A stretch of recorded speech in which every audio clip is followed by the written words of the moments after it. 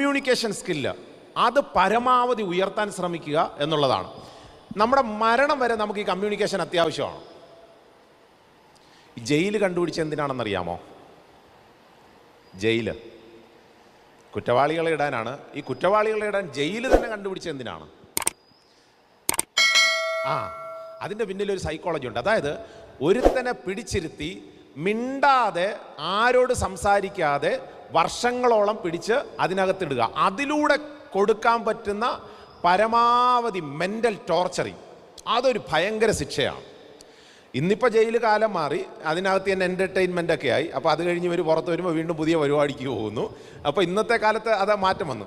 ഈ ഫലപ്രദമായ കമ്മ്യൂണിക്കേഷൻ എന്ന് പറയുന്നത് ഓരോ അധ്യാപകനും അധ്യാപികയും നിങ്ങൾ പോലും അറിയാതെ നിങ്ങളുടെ കുട്ടികളുടെ ഹൃദയത്തിൽ നിങ്ങളുടെ ചിത്രം വരച്ചു വയ്ക്കുന്നുണ്ട്.